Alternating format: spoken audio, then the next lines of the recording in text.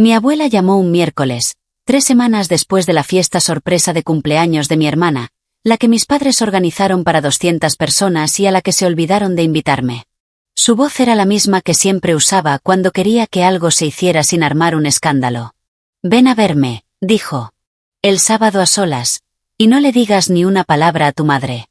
Yo sostenía a una gata en mi brazo izquierdo, una calicó con una infección de oído a la que no le gustaba que la cargaran. No la solté, pero me senté en el suelo de la sala de examen, allí mismo sobre las baldosas frías, y dije: «Bueno, abuela, bienvenida de nuevo a Historias de Drama Tranquilo. Si eres nuevo aquí, compartimos historias familiares conmovedoras sobre los momentos que ponen a prueba tu paciencia, tus límites y tu corazón. Deja un comentario si alguna vez te has sentido invisible en la mesa de tu propia familia». Mi abuela Edith tenía las manos que olían a harina y escribía números más pequeños que nadie que haya conocido. Fue contadora para una empresa maderera en el norte del estado de Nueva York durante 31 años. E incluso después de jubilarse, guardaba un libro de contabilidad en el cajón de la cocina donde registraba cada factura del supermercado, cada pago de servicios públicos, cada tarjeta de cumpleaños que enviaba y cuánto costaba enviarla. Me enseñó a contar monedas cuando tenía 6 años. Primero las de 25 centavos, luego las de 10, luego las de 5 y, por último, las de 1 centavo, porque, según ella, las de 1 centavo eran las que la gente tiraba. Y eso decía mucho de la gente. Mi madre, Diane, tenía un sistema diferente. El suyo era un sistema de atención, y la matemática era simple. Mi hermana Brooke recibía la mayor parte, y yo recibía lo que sobraba. Brooke era 4 años menor que yo, y tenía el tipo de necesidades que llenaban una habitación. Lloraba más fuerte, quería más, pedía cosas con una voz que hacía que los adultos se inclinaran para escucharla. Yo era todo lo contrario. Me preparaba mi propio almuerzo a los 10 años. Firmaba mis propios permisos. Para cuando tenía 14, mis padres habían empezado a decir que era independiente. Y lo decían como la gente dice de bajo mantenimiento, refiriéndose a un coche que no piensan lavar. No culpo del todo a mi madre. Era secretaria de escuela, tenía 2 hijas y un marido que trabajaba largas horas en el banco. Ella priorizaba las cosas. Brooke era la que se quejaba. Yo era la que seguía el camino correcto sin que nadie me empujara. Pero mi abuela se dio cuenta. Se dio cuenta de la forma en que una mujer que había pasado 40 años leyendo columnas de cifras se fijaría en un número que no encajaba. Me vio en acción de gracias sentada al final de la mesa mientras Brooke contaba historias desde el centro. Me vio en la graduación parada 2 pasos detrás de la foto familiar porque nadie me hizo señas para que me acercara. Me vio y lo anotó en algún lugar, no en su libro de contabilidad, no entonces, sino en su memoria, que era más aguda que cualquier papel. Una vez me dijo, sentada en su porche con un plato de galletas de limón entre nosotras, que cada familia tiene un libro de contabilidad. Solo tienes que saber dónde lo guardan, dijo. Pensé que hablaba de la compra. No era así. Déjame contarte las matemáticas de mi infancia, ya que las matemáticas son el lenguaje en el que mi abuela me enseñó a confiar. Mi graduación de la escuela secundaria. Mi madre tomó 4 fotografías. Las conté porque el flash de la cámara me dejaba manchas en la visión, y no tenía nada más que contar mientras esperaba que alguien dijera algo con orgullo. Mi padre llegó 20 minutos tarde, se sentó en la última fila y se fue antes de la recepción porque tenía una llamada de conferencia.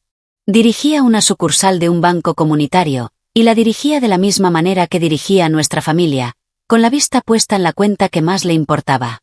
Graduación de la escuela secundaria Brooks. 4 años después, mis padres contrataron a un fotógrafo, profesional, digital, 312 imágenes en un álbum compartido que encontré por accidente. Reservaron un restaurante para 60 personas. Me invitaron a esa. Me senté entre mi tía Marge y un primo al que no había visto. Desde que tenía 11 años, y aplaudí cuando hicieron el brindis, y conduje a casa sola mientras el resto de la familia salió a tomar un helado.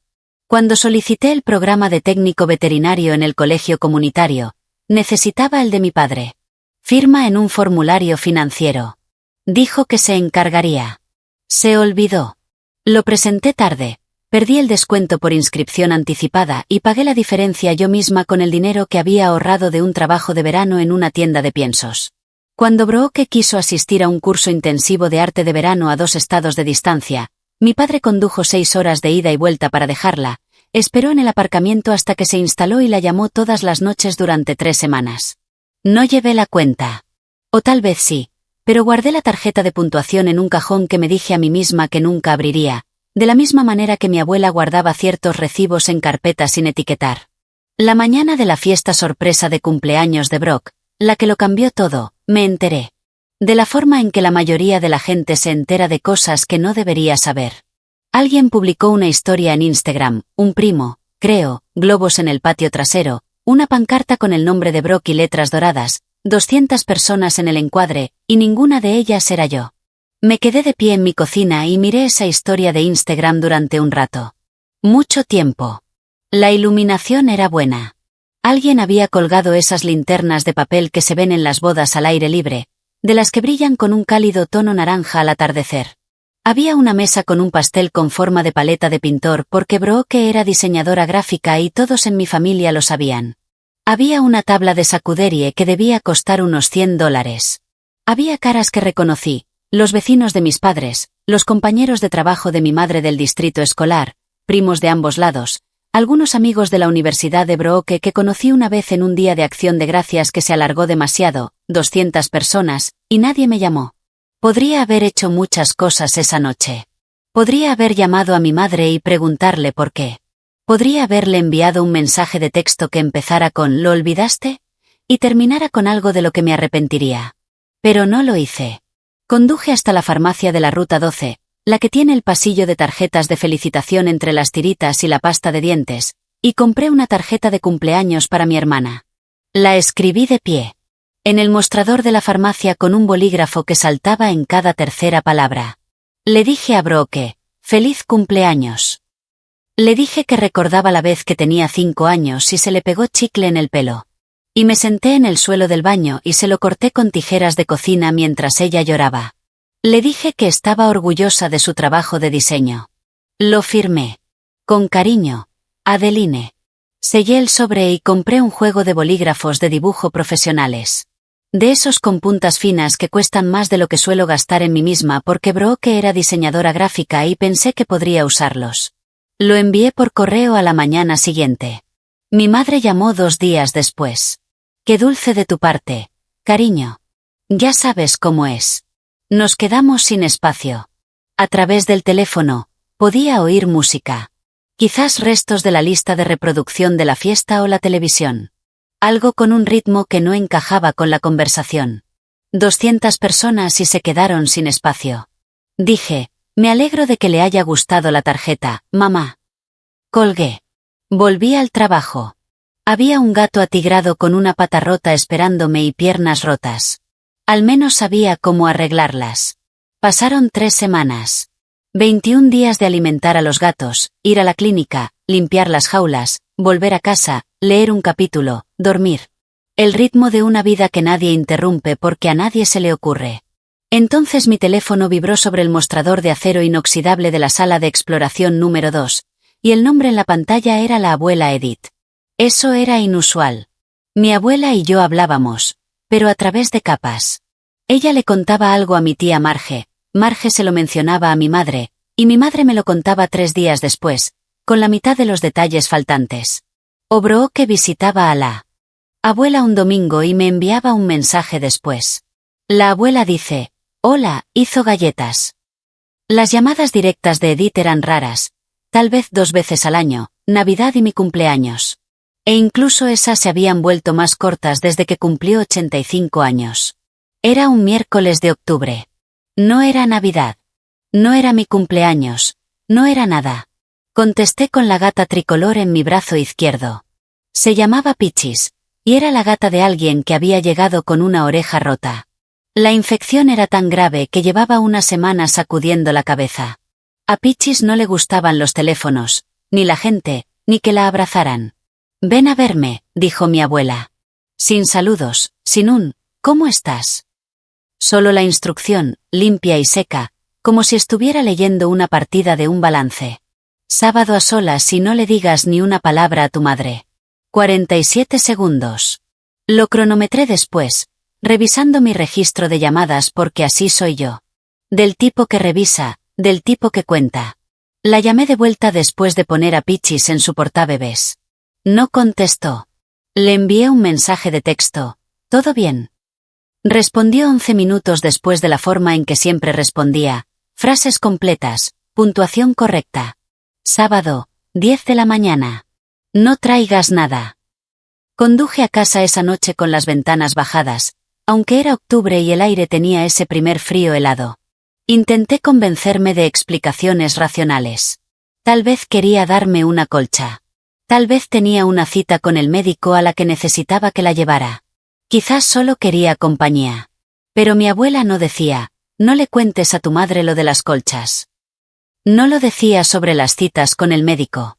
Lo decía sobre las cosas que importaban, y las cosas que importaban en el mundo de mi abuela siempre tenían un número. Horneé una tanda de galletas de limón esa noche de viernes, su receta, la que lleva ralladura extra, y conduje hasta su casa la mañana siguiente con las galletas en una lata y una sensación en el pecho, como el momento antes de que un veterinario abra un resultado de una prueba que ya sabe que no será bueno. La casa de mi abuela era una pequeña casita de madera en Birch Lane, pintada de blanco cada 4 años por quienquiera de la familia a quien pudiera convencer para que sostuviera un pincel. Había lavanda creciendo a lo largo de los escalones de la entrada. La había plantado el año en que murió mi abuelo, y volvía cada primavera más espesa que antes, como si quisiera dejar algo claro.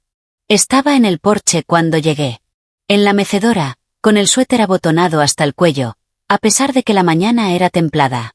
En su regazo, un sobre de Manila, grueso y con broche, del tipo que se compra en papelerías, no del que llega por correo. «Trajiste galletas», dijo. «Me dijiste que no trajera nada». Sé lo que dije. «Dame una galleta». Le di una a través de la puerta mosquitera, y ella le dio un mordisco con la cuidadosa precisión de una mujer que ha tenido al mismo dentista durante 30 años. Luego asintió hacia el pasillo. «Entra». Habitación del fondo. La habitación olía a bolsitas de lavanda y lana vieja.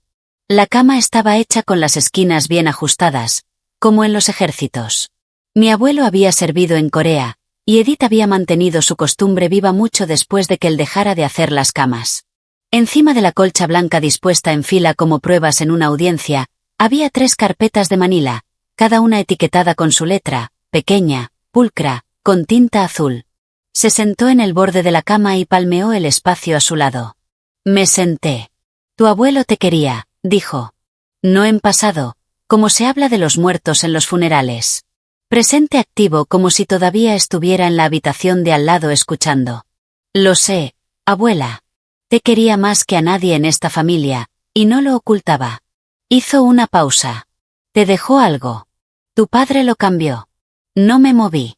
«Tengo pruebas», dijo. Y cogió el sobre de la cama, el grueso, el que había estado sobre su regazo cuando llegué, y sus manos eran firmes. Las manos de una mujer que había mantenido el equilibrio durante 40 años de columnas y nunca había perdido el aroma. Las mías no. Abrió el broche y sacó 2 documentos. Ambos eran fotocopias, pero la calidad era nítida. Mi abuela tenía una impresora que mantenía como algunas personas mantienen los coches y ella misma había hecho estas copias.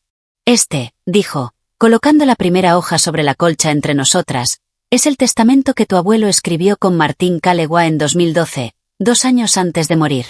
Conocí a Martín. Era el compañero de pesca de mi abuelo, un abogado de sucesiones que se había retirado a un garaje reconvertido al otro lado de la ciudad. Él había estado en el funeral. Llevaba una corbata demasiado corta y lloró en el estacionamiento. Dijo ella, colocando el segundo documento junto al primero, es el testamento que tu padre presentó en el condado después de que tu abuelo falleciera.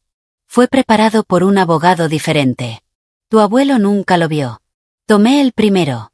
La letra de mi abuelo estaba en el margen, temblorosa, pero legible.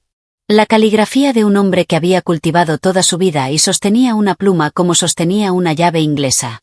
En tinta azul junto a la sección sobre distribución de bienes que había escrito para Adeline, quien nunca pide nada. El testamento original me dejó el 70% de su patrimonio, la casa, las 47 acres de tierras de cultivo al este de la Ruta 9, la cuenta de ahorros en la cooperativa de crédito $142,000 que había acumulado durante 60 años cultivando madera y soja. El 20% fue para mí. Padre 10% a un fondo fiduciario para futuros nietos. El segundo testamento, el que presentó mi padre, dividió las cosas de manera diferente. 50% para Glenn Sutton, 30% para Brock Sutton, 20% para Adeline Sutton, mantenido en fideicomiso y administrado por Glenn Sutton.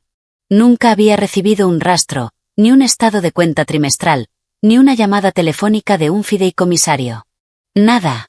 Leí ambos documentos 3 veces. Soy técnico veterinario. Me dedico a leer paneles de laboratorio. Sé cómo comparar dos conjuntos de números y encontrar el que no coincide. ¿Sabe papá que tienes esto? Pregunté. Mi abuela me miró como solía mirar una columna de números que no cuadraban. Paciente, precisa, ya 3 pasos por delante. Todavía no, dijo. No había terminado. Mi abuela nunca había sido el tipo de mujer que presentaba un caso a medias. Abrió la primera carpeta. Dentro, los extractos bancarios, la cuenta de la cooperativa de crédito que mi abuelo había dejado, la que tenía $142.000. Había resaltado los retiros con marcador amarillo. 1 a 1, comenzando 3 meses después de la muerte de Harold, el saldo bajó 5.000 aquí, 8.000 allá. Una suma global de 22.000 en marzo de 2015. Para septiembre de ese año, la cuenta estaba vacía. Cada retiro tenía una firma. Glenn Sutton. La segunda carpeta, una pila de correos electrónicos impresos entre mi padre y un asesor financiero del que nunca había oído hablar. Los asuntos eran clínicos. Reestructuración de activos fiduciarios. Reequilibrio de cartera T3. Recronograma de liquidación. El contenido no era clínico. Mi padre había tomado el dinero que se suponía que era mío y lo había invertido en un desarrollo inmobiliario comercial que quebró 18 meses después. Los correos electrónicos documentaban la pérdida con un lenguaje tan cuidadoso que casi sonaba tranquilo. La tercera carpeta, una escritura de propiedad, las 47 acres de mi abuelo al este de la Ruta 9, la tierra donde solía recoger moras junto a la cerca en agosto, se habían vendido en 2017. Precio de venta $198.000. El dinero fue a parar a una cuenta personal a nombre de mi padre. No se notificó a ningún otro miembro de la familia. Nunca se mencionó en ninguna conversación familiar. Miré a mi abuela. Estaba sentada recta, con los pies apoyados en el suelo y las manos cruzadas sobre la colcha. Lo había organizado como organizaba todo, por categoría, por fecha, por consecuencia. Encontré la discrepancia bancaria en 2016. Dijo que 2 años después de la muerte de tu abuelo. Estaba revisando extractos antiguos. Todavía tenía copias de cuando llevaba la contabilidad de la casa. Los números no coincidían. Así que seguí buscando. ¿Por qué no dijiste nada entonces? Tuve un derrame cerebral, cariño. 2 meses después del funeral de tu abuelo. No podía conducir. Algunas mañanas no podía vestirme sola. Tu padre era quien me llevaba a fisioterapia. Hizo una pausa.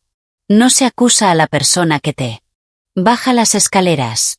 Y ahora puedo vestirme sola. Ahora puedo llevar mis propios papeles. Y entonces me miró y sus ojos estaban secos y claros. Hicieron una fiesta para 200 personas y no te invitaron. Y aún así enviaste una tarjeta. Esa tarjeta, la que escribí en el mostrador de la farmacia con un bolígrafo que fallaba. Eso fue lo que hizo que mi abuela de 87 años decidiera que era hora.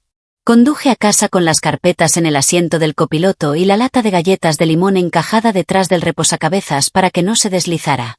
El sol de octubre estaba bajo y naranja a través del parabrisas, el tipo de luz que hace que todo parezca una fotografía tomada a propósito. No encendí la radio. No llamé a nadie. Conduje 20 minutos en silencio, aparqué en mi entrada y me senté en el coche con el motor apagado hasta que uno de mis gatos, Rosco, el gris, apareció en la ventana de la cocina y me maulló a través del cristal. Dentro, extendí los papeles sobre la mesa de la cocina. Rosco se sentó en una esquina de la pila. Clementine, la atigrada naranja, se sentó en la otra.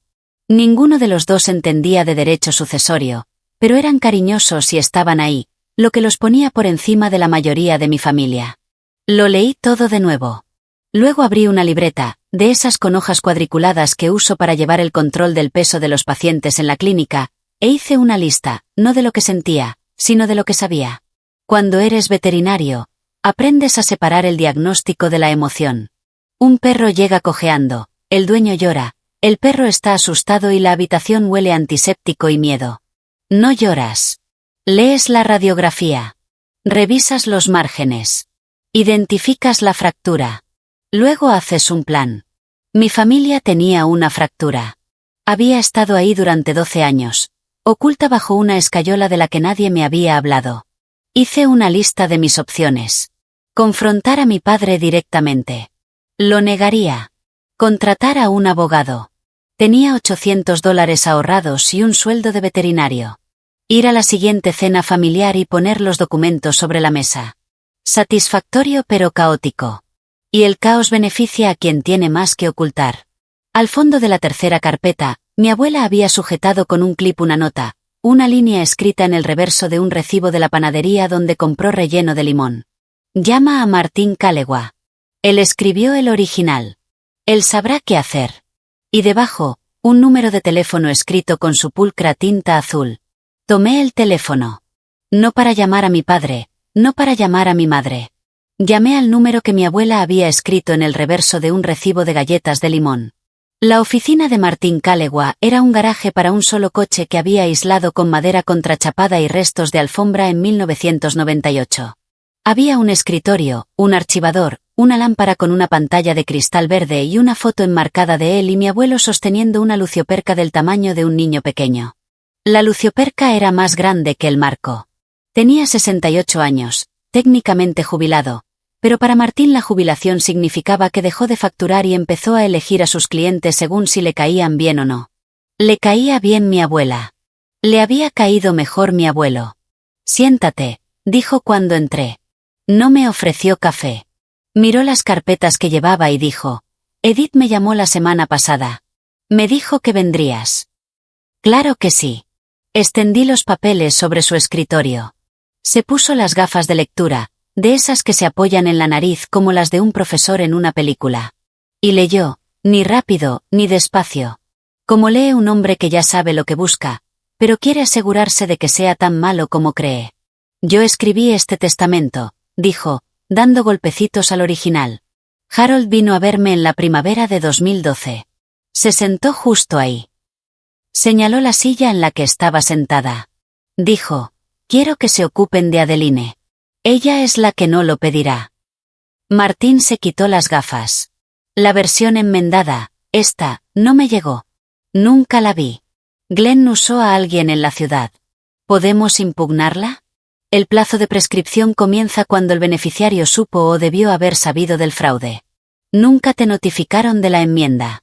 Tenías 20 años cuando Harold murió en la escuela, y Glenn era el único ejecutivo. Hizo una pausa.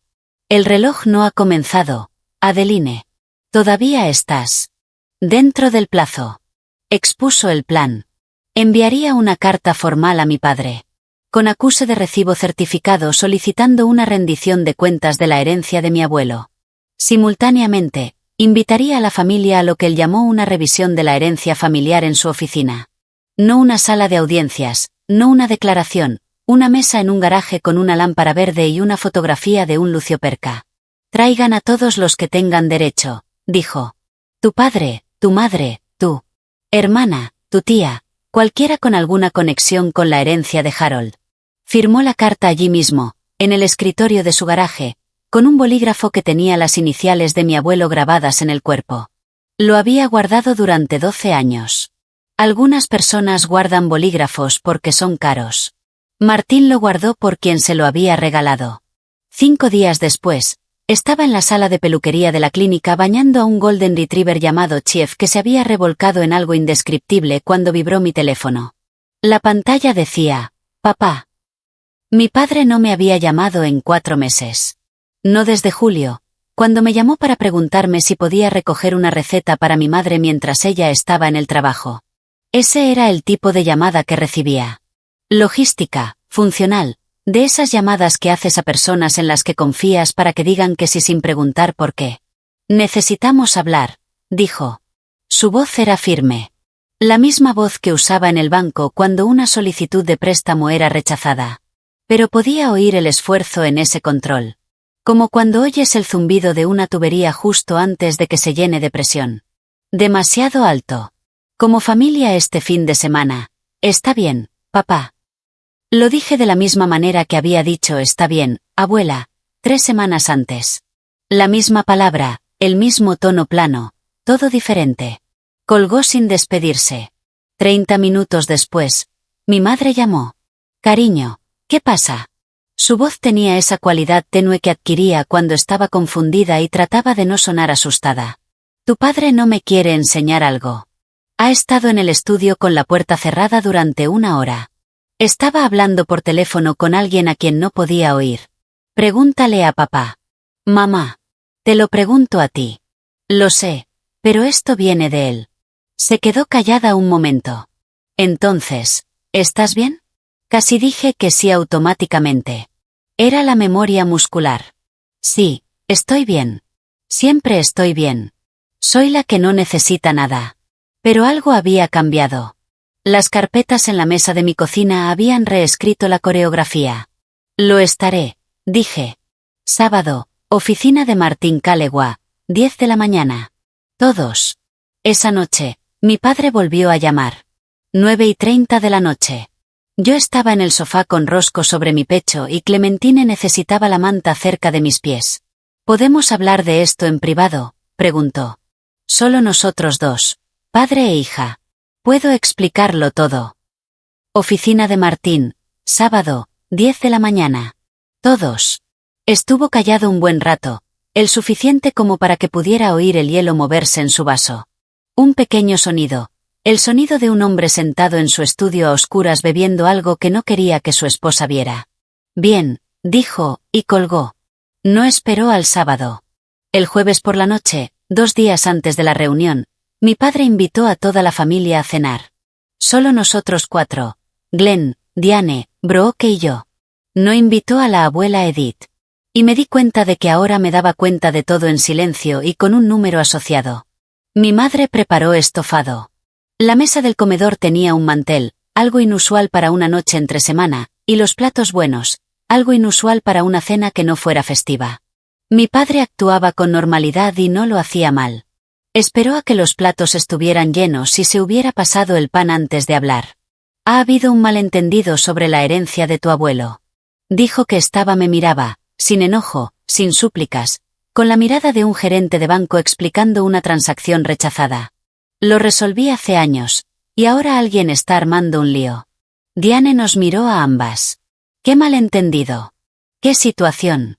Brooke dejó el tenedor. ¿Por qué estamos hablando del dinero del abuelo? Lleva muerto 12 años. Glenn no me soltó los ojos. Tu abuela se está haciendo mayor. Adeline. Está confundida. Estos papeles que te mostró están desactualizados. No reflejan los arreglos finales. Di un bocado al estofado, mastiqué, tragué, tomé un sorbo de agua. Sábado, dije. Oficina de Martín. Trae lo que quieras. Adeline. El estofado está muy bueno, mamá. Mi madre me miró fijamente. Mi padre me miró fijamente. Brooke miró su plato. Nadie se movió durante 6 segundos completos. Conté y luego me levanté. Llevé mi plato al fregadero de la cocina, lo enjuagué y lo puse en el escurridor. Gracias por la cena, dije desde la puerta. Los veré a todos el sábado. Conduje a casa. La noche era fría, el primer frío real del otoño, y los faros captaron la escarcha en los arcenes de la carretera. Encendí la calefacción y pensé en lo que mi abuela decía sobre los libros de contabilidad. Mi padre también había estado llevando uno, de otro tipo. Un libro de contabilidad de emisiones. Lo que no le dijo a mi madre. Lo que no me dijo a mí. Lo que no se dijo a sí mismo. No terminé mi plato. No porque no tuviera hambre. Porque había aprendido algo de mi abuela. No se muestra la mano en la mesa equivocada. Mi tía Marge me llamó el viernes por la mañana. Marge era la hermana menor de mi padre, 3 años menor, higienista dental jubilada, casada con un hombre llamado Roy, que no hablaba mucho, pero lo notaba todo. Vivía a 2 millas de la abuela Edith y la visitaba 3 veces por semana. Tu padre fue a ver a tu abuela ayer. Marge dijo, no, hola. Las mujeres Sutton, según estaba aprendiendo, Abrían las conversaciones como los contadores abrían los libros de contabilidad directamente al número que importaba. ¿Cuánto tiempo? 2 horas. Yo estaba allí cuando llegó. Me pidió que me fuera. Fui a la cocina e hice té. Y cuando salió, su cara estaba del color de una señal de alto y no me miró. Tu abuela seguía en su mecedora. No se había movido. Me preguntó si quería una galleta de limón. Podía imaginarlo. Mi abuela en su silla, con la postura recta, el suéter abotonado, las manos en el regazo, y mi padre de pie junto a ella tratando de hacer creer a una mujer de 90 años con 40 años de experiencia en contabilidad que se había equivocado con los números. ¿Qué le dijo? Le dijo que estaba confundida, que los papeles eran viejos y no significaban lo que ella pensaba que significaban. Marge hizo una pausa. Le dijo que podía recitar de memoria cada partida de esa herencia. Luego le preguntó cuánto había perdido con esos certificados de desarrollo en 2015. Cerré mis ojos. No contestó a esa. Marge agregó que esa noche llamé a mi abuela. ¿Estás bien? He estado bien durante 87 años. Cariño. Tu padre no va a cambiar eso en una tarde. Mi madre llamó después. Sonaba diferente, ya no confundida. Inquieta. Glenn dice, tu abuela necesita una evaluación médica. Dice que está mostrando signos de deterioro cognitivo y quiere programar una cita. No dije nada durante 3 segundos. Luego, mamá, ¿alguna vez en toda tu vida la abuela se ha equivocado con un número? Silencio. Diane era secretaria de escuela. Había visto a Edith cuadrar presupuestos navideños y libros de recaudación de fondos de la iglesia e impuestos a la propiedad durante 3 décadas sin un solo error. No, dijo mi madre en voz baja. Entonces tal vez pregúntate por qué papá de repente piensa que no sabe contar.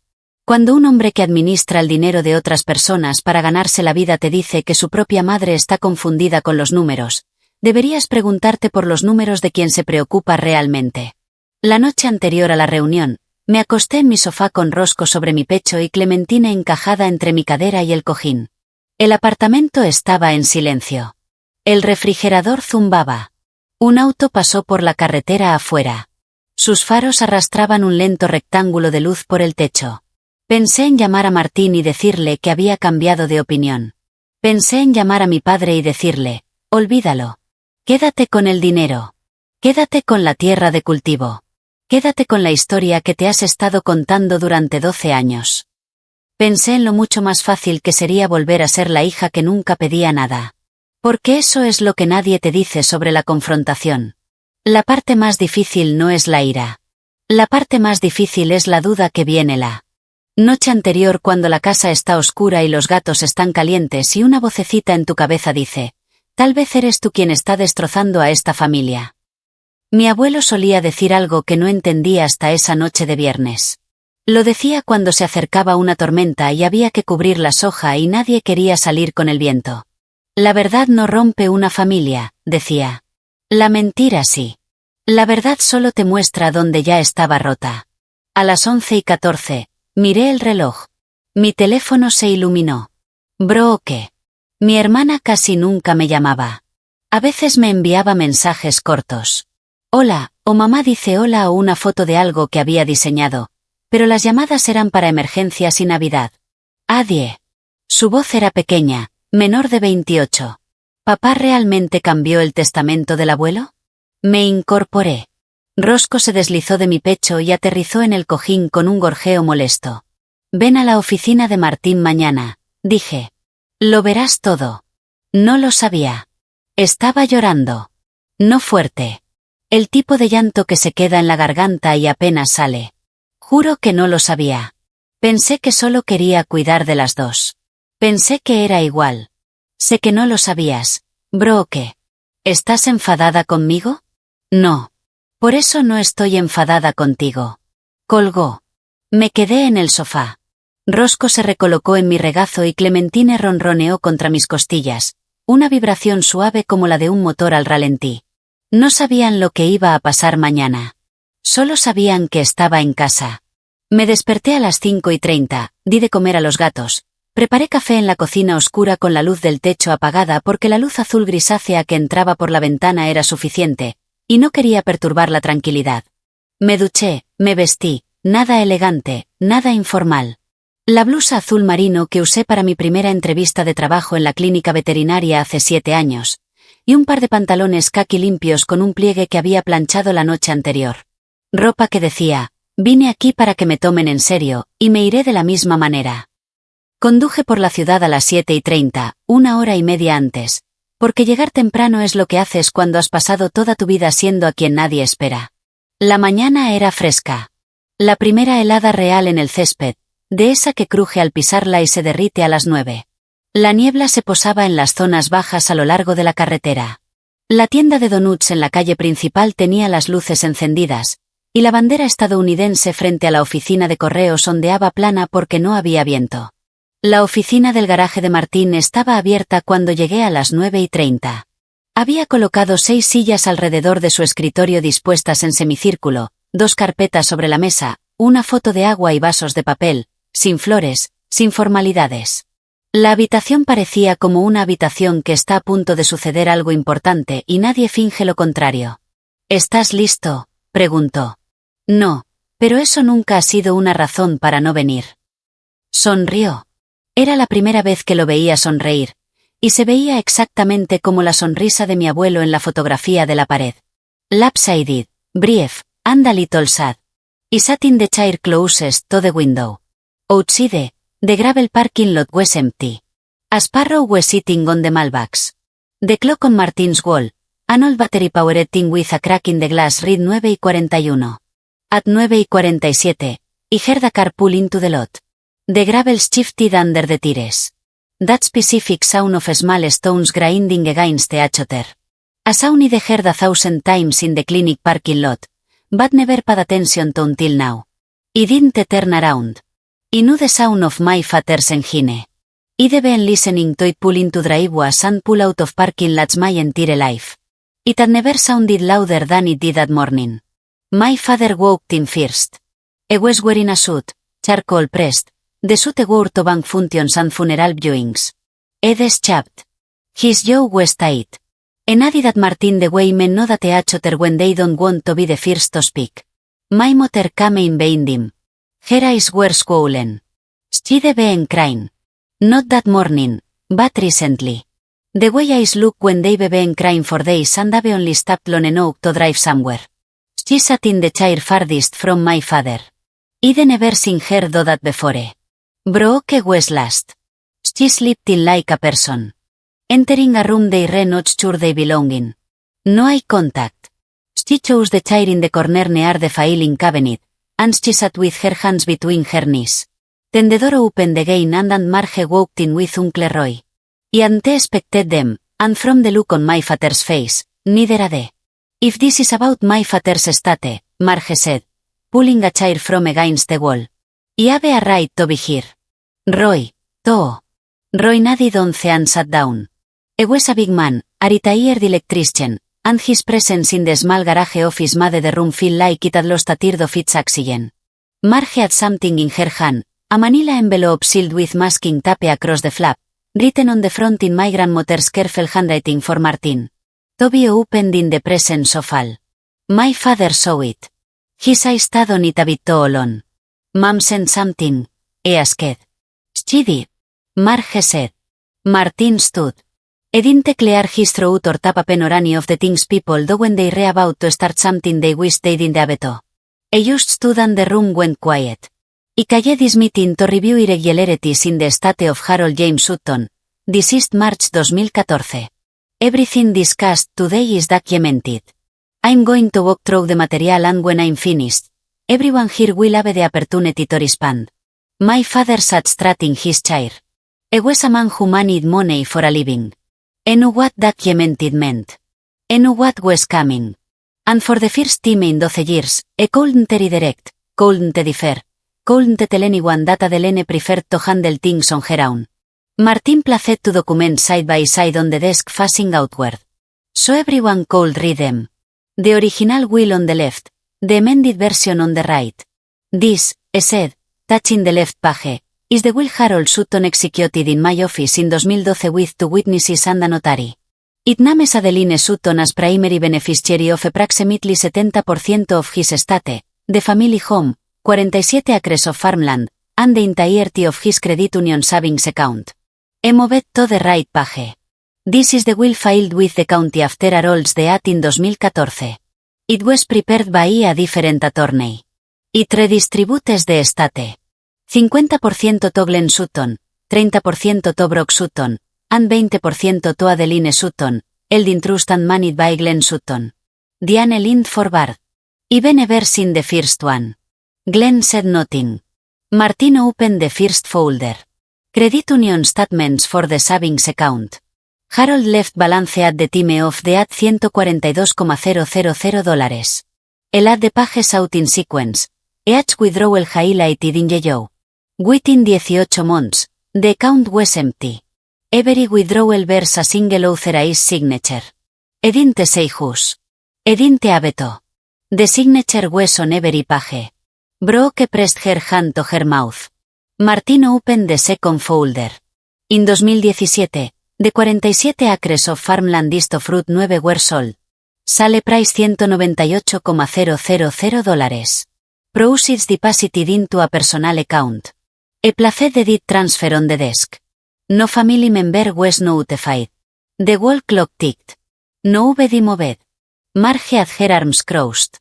Roy sat with his hands flat on his thighs. My mother was staring at the bank statements the way a person stares at a car accident they just realized involved someone they know. The original will Martin said named Adeline Sutton as the primary beneficiary of approximately $266,000 in combined assets. The amended will redirected those assets without her knowledge or consent. Glenn's voice when it came was flat practiced. This was my father's estate. He had a right to manage it. Martin looked at him over his glasses. He didn't raise his voice. He never did. You had a right to manage it. Honestly, Glenn, not to take it. The clock ticked 3 more times before anyone breathed. Then Martin picked up Marge's envelope, the one sealed with masking tape, the one my grandmother had labeled in blue ink. He opened it carefully. The way you open something from a person who took care with it. Inside there were 2 things, a handwritten letter on lined notebook paper and a single photocopied document. Martin read the letter aloud. My grandmother's voice came through his, not literally, but in the rhythm, the precision, the refusal to waste a word. To my family, Read, I have kept silent for 12 years, not out of weakness, but out of preparation. Glenn, you are my son and I love you. But you took from your daughter what your father wanted her to have. I cannot change what you did, but I can make sure the record is complete. I turned the page.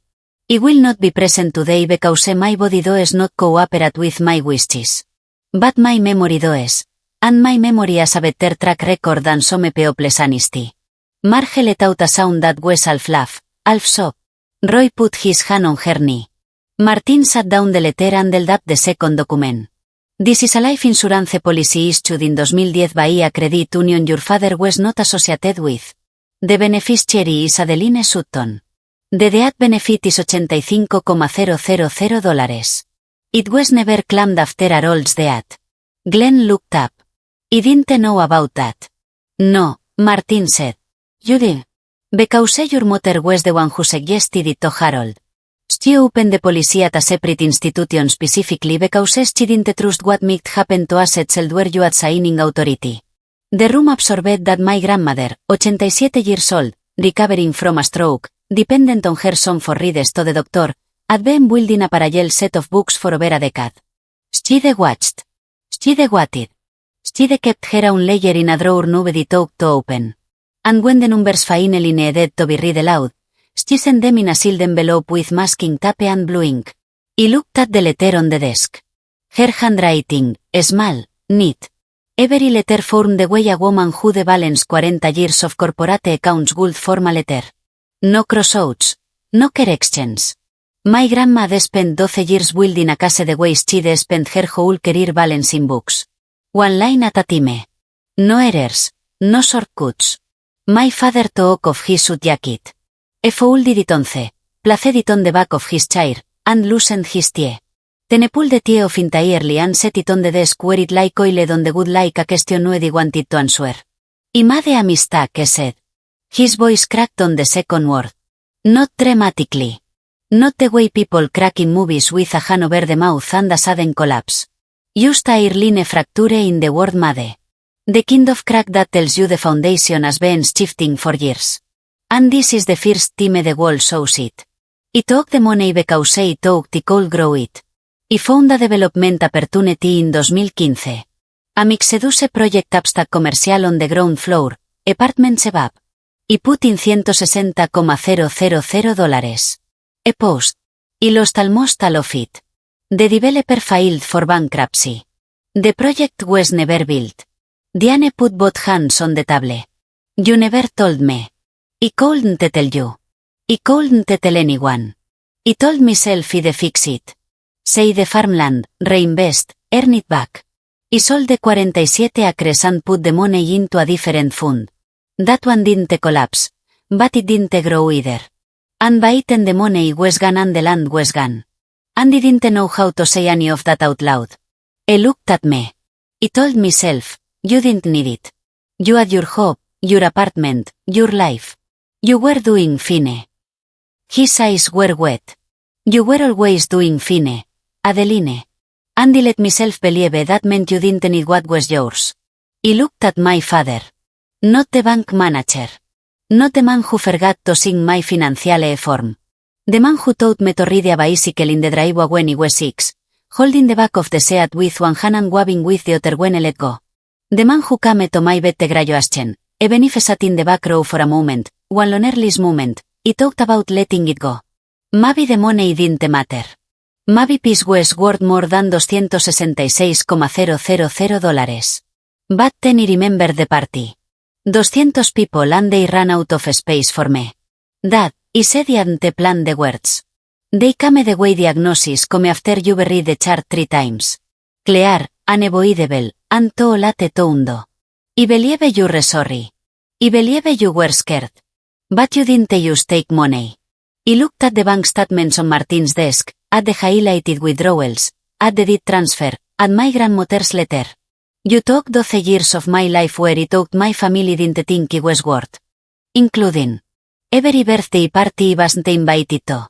Every family vacation I wasn't told about. Every time mom said we ran out of space.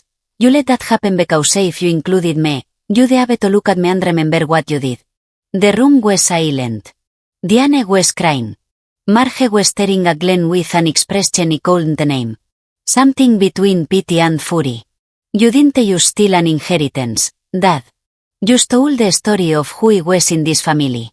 You made me the daughter who didn't need anything because needing something from you would have meant you had to explain why you couldn't have it. You rewrote the narrative and I believed it. Brooke's head was down. Her shoulders were shaking. You turned Adeline's independent into a family policy so you'd never have to say you owe Adeline a debt I can't repay. I stopped. I hadn't raised my voice. I'd spoken the way my grandmother spoke, the way Martin spoke, flat, factual, the way carried by the content, not the volume. Then I turned to Martin. What are the options? I laid them out in a row the way I'd laid out the documents. Neat, orderly, no ambiguity. Option 1, legal action. I could file a formal complaint for breach of fiduciary duty. Option 2, immediate settlement. Glenn repass what to cover time with documentation. Option 3, a family agreement drawn up by Martin, signed by all parties. I don't want to sue my father, I said. I looked at Glenn. I was staring at the table, at the tea I'd taken off, at the pen with my grandfather's initials that Martin had placed beside the folders. But I want every cent accounted for in writing, with a repayment plan. Glenn looked at me. His eyes were red and his hands were flat on his thighs. He looked at me like he was seeing me, really seeing me, for the first time in 12 years. If you've ever sat at a family table where your chair was the one that didn't keep a fit, the one they borrowed from the other room or the one they forgot to set a plate for, you know what it feels like to be included as an afterthought. I didn't tell this story to punish my father. I told it because sometimes the only way to be seen is to stop being invisible on purpose. If this story is hitting close to home, leave a comment. I read everyone. And if you haven't already, hit subscribe. These stories come from real places and they're not going anywhere. My mother spoke next. She wiped her eyes with the heel of her hand. Not a tissue, not a napkin, just the bare palm. The way women do when they don't care anymore who sees. She turned to my father. You told me Adeline didn't want to come to the party. Her voice was low and uneven, like a road that had been paved over one too many times. You said she was busy. You said she preferred to be alone. Glenn opened his mouth. How many times? Diane said, how many times did you tell me she preferred to be alone? I didn't answer. I asked her to drive 6 hours to drop off Brooke at art camp and she did it. Diane said, I asked her to sign up for the family photo and she did. I asked her to come to Thanksgiving and she came every single year and sat at the end of the table and never on second planned. Her voice broke and every time told her we ran out of space. It was because you told me she didn't mind. She turned to me. Her mascara smeared into 2 dark lines under her eyes and she did fix them. I believed him, Adeline, every time. I believed him because it was easier than asking you directly. She swallowed. I am so sorry. I know, Mom. From now on, I ask you, not him. Not through Brooke, not through anyone. I call you and I ask you. Andy listen to what you say. She put her hand on the desk, palm up, like she was offering something she called the name. I should have been doing that all alone. Marge nodded. I think we all should have. Roy, who hadn't spoken the entire meeting, looked at Glenn and said in a voice like gravel settling, Harold would have hated this.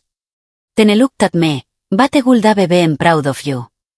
My mother reached across the table and put her hand on mine. Her palm was damp from crying. Still on the way you hold something you almost dropped and caught at the very last second. Tight, grateful, a little bit shocking. I let her hold it.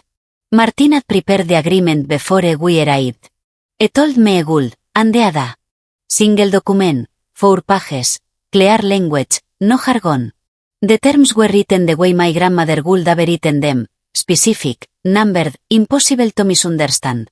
Glenn Sutton would repay Adeline Sutton a total of $312,000, the original inheritance of $266,000 plus accrued interest over a period of 7 years. Payments would be monthly, documented, and reviewed quarterly by an independent accountant. If Glenn defaulted on 3 consecutive payments, Adeline retained the right to pursue full civil litigation. The life insurance policy of $85,000 would be claimed immediately. Martin had already prepared the forms. As partial compensation for the farmland that could no longer be returned, Glenn would assign Adeline the ownership of the family home on Birch Lane, my grandmother's house, effective upon its passing.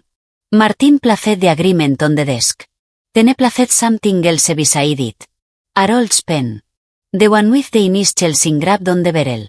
The one Martin had kept for 12 years in a drawer that smelled like pine and old paper. This was your father's pen, Martin said to Glenn. You said it to sign the original will. It seems fitting. Glenn picked up the pen. His hand was shaking, but not the way a hand shakes from cold or from fear. It shook the way a hand shakes when the body is trying to do something the mind hasn't fully agreed to yet. A sign. Diane watched him sign. Brooke watched him sign. Marge and Roy watched him sign. Martin witnessed. He watched. When I put the pen down, he reached into the bag they brought with me and pulled out a tin of lemon cookies. My grandmother's recipe. The ones with the extra zest. I debagged them at 5:30 that morning, the way she told me, measuring everything by weight, not volume, because I weighed to entelie. I set the tin on the desk between the legal agreement and the manila folders. Grandma wanted me to bring Tesse, he said. We sat in that converted garage eating lemon cookies and signing legal documents. And for the first time in 12 years, every number in my family's ledger added up. They left one by one. Brooke first, without saying goodbye to her father, but touching my shoulder as she passed. Diane next, kissing her hand, eyes still swollen, driving separately from Glenn for the first time I could remember. Marge and Roy together. Roy held the door for Marge the way he always did, one hand on the small of her back, and Marge carried the leftover lemon cookies in a napkin. Glenn was the last to stand. He looked at Martin, then he looked at me. He opened his mouth, closed it, and walked out. The gravel crunched under his shoes, slow, uneven, like a man walking a road didn't recognize anymore. The garage was quiet. Martin gathered the folders, stacked them, placed them in the filing cabinet beside the wall photograph. Moved with the efficiency of a man who had done this kind of work for 40 years, and understood that the ceremony was over, and the paperwork was what mattered now. Your grandfather would have been proud, he said. He would have been sad it was necessary. Martin looked at me over his glasses. Yes, he would have. But he planned for it anyway. That's the kind of man he was. He told me something that I carry with me still. He said Harold talked about me constantly in the last years of his life. When they went fishing, when they sat on the porch, when they drove to the hardware store for things neither of them needed. He said, you were the only one in the family who knew the difference between being strong and being stubborn. He said, stubborn people hold on to everything. Strong people let go of what they have to. He stood in the doorway. The morning had burned off the frost, and the gravel lot was bricked with October sun. Across sat on the fence across the road. I miss him. He said I knew you would. That's why I planned for it. He drove home the long way past the field where the farmland was said to be. So my body had built a gas station on it. One of those small ones with 2 pumps and a convenience store that sold beef jerky and lottery tickets. He pulled in, filled my tank, and bought a pack of peppermints. The receipt cost more than my grandfather's pen, but the pen was worth more than the fill. He went to see my grandmother that afternoon. The lavender along her front steps was still green despite the frost. It was the hearty kind, the kind that didn't give up until December. She was sitting on the porch in her rocking chair with a blanket over her knees and a cup of tea balanced on the arm. Did I sing? She asked before I reached the top step. I signed. She nodded once. Then she took a sip of her tea. I sat in the other chair, the wooden one without the rocker, the one my grandfather used to sit in with the newspaper. Nobody had moved it since he died. The wood was soft and dry from weather, and it creaked when I shifted my weight, and it was the most comfortable chair I'd ever sat in. I told her everything, the room, the documents, the letter, Martin reading her words aloud, my father's face when the life insurance policy appeared. Diane Steers, Brooks Islands, Roy's voice, heavy and final, saying Harold would have hated this, but would have been proud. My grandmother listened the way she always listened, without interrupting, without nodding, without any of the small, encouraging sounds people make when they're more interested in being in listening than in actually hearing. She used sat and dragged. And when he was finished, she closed her eyes for a long time. I didn't want to hurt him, she said. I wanted him to stop hurting you. She opened her eyes. There is a difference. I cried, Grandma, I know. I cried when I was 8 and broke a window, too. Crying doesn't mean is wrong to pay for it. I told her about the settlement. Everything tripped over 7 years. The life insurance claimed the house the ownership. What will you do with the insurance money? She asked. I'm going to fix your roof. It's been leaking since 2019. She laughed. Not a polite laugh, a real one, the kind that showed her back teeth and made her shoulders shake. I hadn't heard her laugh like that in years. Your grandfather always said you'd fix things, she said. I just didn't think you'd have to fix the family first. She reached for another lemon cookie from the tin they left on the porch railing. She ate it slowly, the way she did everything, deliberately with her eyes half closed like she was checking the recipe against memory. 6 months later, the checks started arriving on time. My father mailed them, actual checks, paper in envelopes with return addresses printed in the upper left corner. I could have set up a bank transfer. I chose to write them by hand. I didn't ask why. I thought I knew. Some debts require the weight of a pen. I was quieter at family gatherings, not absent. I came to everyone. Thanksgiving, Christmas, Brooks' birthday, which was not a surprise party that year, but a dinner at a restaurant where everyone was invited and the very honest name was on the reservation. I brought dessert each time, store-bought pie, the kind with the plastic dome lid. I set it on the table without ceremony and sat down and didn't try to lead the conversation the way I used to. My mother called me every Sunday evening. She asked about my cats. She asked about the clinic. She asked if I'd read anything good lately. Small questions, weekly questions, the kind of questions that don't seem like much individually, but adapt to something over time. The same way pennies adapt if you don't throw them away. Brooke sent me something in the mail 3 months after the meeting. A card handmade. She drew the front herself. A small watercolor of 2 cats sitting on a kitchen table, one grey, one orange. The pens she used were the ones I'd given her for her birthday. The ones from the drugstore on Route 12. Inside, in her own handwriting, I'm sorry I never noticed. I'm learning to. I put the card on my fridge next to a photo of my grandfather holding a vajelle and a photo of my grandmother on her porch. The insurance money came through in January. Used part of it to fix Grandma Edith's roof. 3 days of work by a crew from town, new shingles, new flashing around the chimney. Part of it went to a down payment on a used pickup truck because my Honda was 12 years old and burned oil on hills. And $5,000 went to the animal shelter where it adapted Roscoe and Clementine because some deaths are out to the places that gave you what you needed before you knew you needed it. I didn't get a party with 200 people. I got something different, a family that finally counted Maine. A few weeks after the roof was finished, I was helping my grandmother reorganize her front room. She decided to move her bedroom downstairs. The stairs were getting harder, and she was practical enough to admit it before anyone had to suggest it. So, we carried boxes and rearranged furniture and argued about where to put the bookshelf, which she wanted by the window, and I wanted against the interior wall because the window leaked cold air in February. She won. She always did. In the bottom drawer of her writing desk, the one with the brass handles she polished every spring, I found a ledger. Not a financial one, not the kinds she'd kept at the lumber company. This one was smaller, cloth-bound, with a green cover that had gone soft at the corners from years of handling. I opened it. The first page had dates going back to when I was 7 years old. Birthdays, holidays, visits, and next to each entry, a note, not about money, about me. Adeline fixed the kitchen faucet. No one asked her. Adeline drove Edith to the eye doctor. Brought lemon cookies. Adeline sent birthday card to Brooke. Postmarked 1 day early. Adeline called Sunday, asked about the garden. Adeline came to Thanksgiving, sat at the end, stayed for dishes. Page after page, 2 full pages at the end. The handwriting a little shaky, but still legible, still precise. A list titled, In my grandmother's neat blue ink, things Adeline has done without being asked. The last line was written in red ink, the only red ink in the entire ledger. A single sentence underlined 11. She never asked for anything. That is why she deserves everything. I closed the ledger. I placed it back in the drawer exactly where I found it because it was hers. And some records belong to the person who kept them. Then I walked out to the porch and sat in my grandfather's chair.